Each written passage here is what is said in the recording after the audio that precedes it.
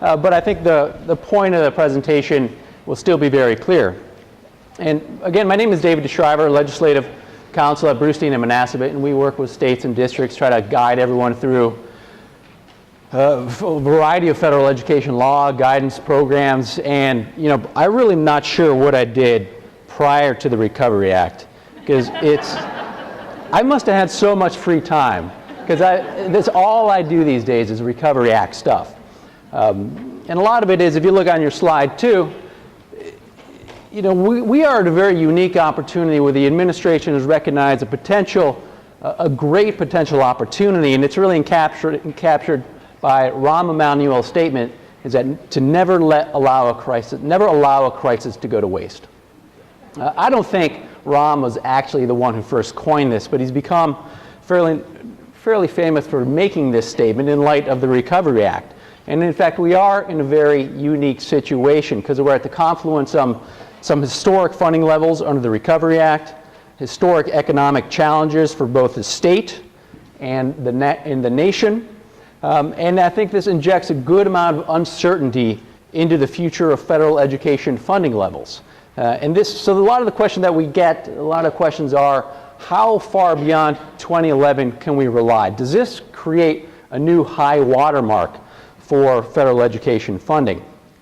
And what I want to do is I'm going to build off Dr. Stevenson's presentation and look at what Congress is doing, but then really look more specifically on how, using the School Improvement Grant Fund, how the Recovery Act ties into the bigger picture of the work that you have to do by looking at the School Improvement Grant. And then how this ties into ESEA reauthorization, because as you'll see, all this is very incremental, all this builds on itself, and there is a big picture that's emerging. So anytime you do any little work, if you're working on any particular program or plan, recognize that when you put pen to paper, this has long-term implications for almost everything that you receive from the federal government going forward. So let's begin by looking at the small picture. Let's start to think about money. And in your slide, it should be about slide 3, I lay out where Congress stands for the education budget to date, and looking at the category for education of the disadvantaged. And where Congress stands so far, as Dr. Stevenson says, that the House has done their work. The Senate apparently is busy with something called health care reform. They haven't quite got to their work. It's not likely that they're going to finish their work in time, so we'll expect a continuing resolution beyond the start of the next federal fiscal year. But let's take a look at some of the key items that we see in education for the disadvantaged, recognizing what you'll likely get in addition to the ARA funds for 2010. And I think there's two key items to point out here. First is for Title I, we have pretty level flat funding. So it's the same as FY09. And this is because Congress is still taking the practice of the prior administration where the president proposes and then Congress promptly disposes. They do their own thing for the most part. And the administration did propose $500 million for early learning childhood grants, $300 million for more childhood grants, Title I early learning childhood grants, part of the 0 to 5 initiative of the president, but Congress really has not supported this initiative so far. So do keep your eye on that, and the reason they've done that is because the cost has come in a reduction of Title I funds, and Congress has not been willing to follow that to date. The other significant item on this slide is if you look, there is no Reading First. So this kind of represents the death of the Reading First program. It has not received any appropriations.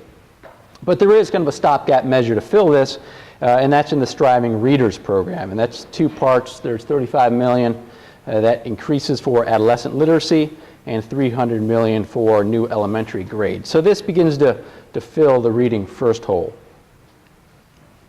And where the Senate stands on this, only the Appropriations Subcommittee has marked up the bill. It hasn't passed it in the full appropriation, so we only have some estimates on the trends.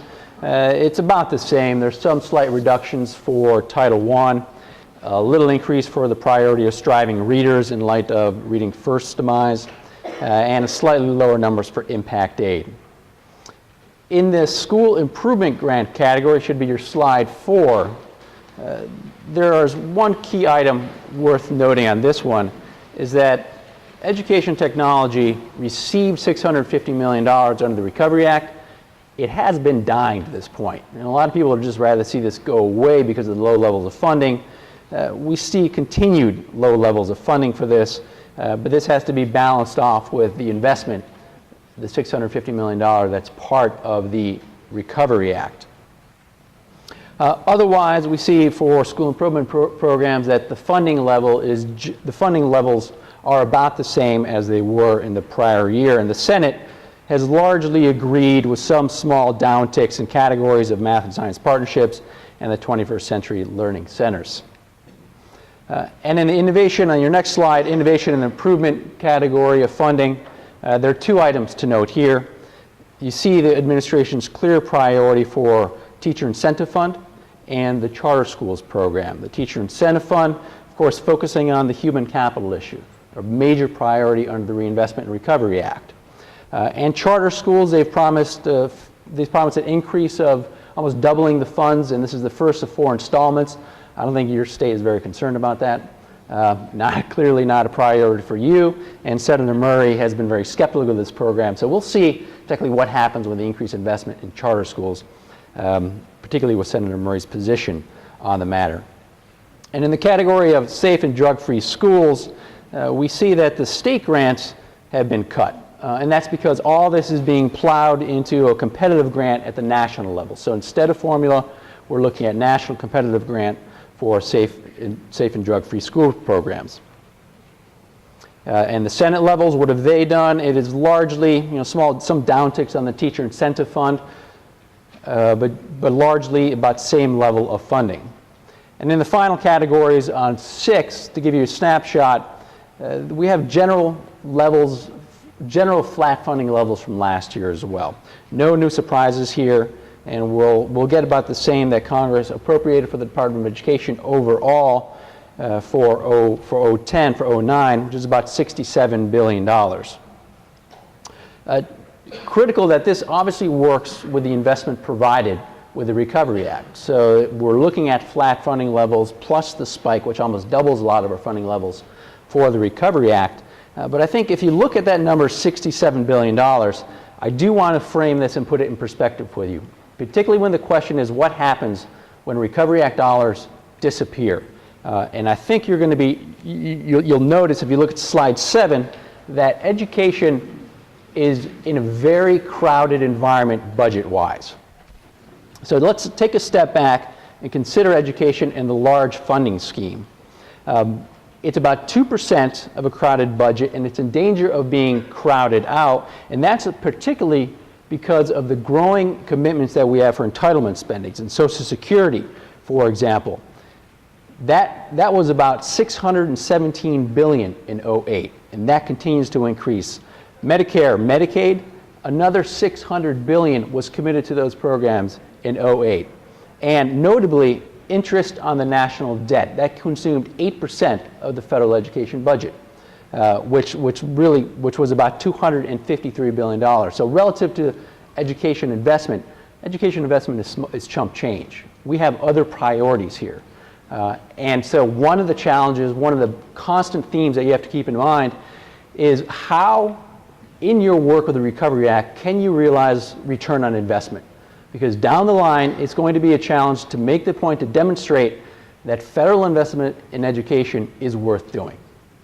And I mean, I'm talking to the wrong people in this room. Obviously, everyone here believes that the federal investment should be a priority, and it's an economic priority as well. And I think that makes sense. But we have to look at this in the big picture and recognize that we really do have to make something out of these Recovery Act dollars. It's a major priority. Look at slide 8, and I want to look at this over time to really make a point. The yellow here is all other spending, which includes the 2% for education. The others, the red, green, and the blue, these are the growing entitlements and growing obligations for interest on national debt, Social Security, Medicare, Medicaid. And this is a graph created by the Government Accountability Office in 2007.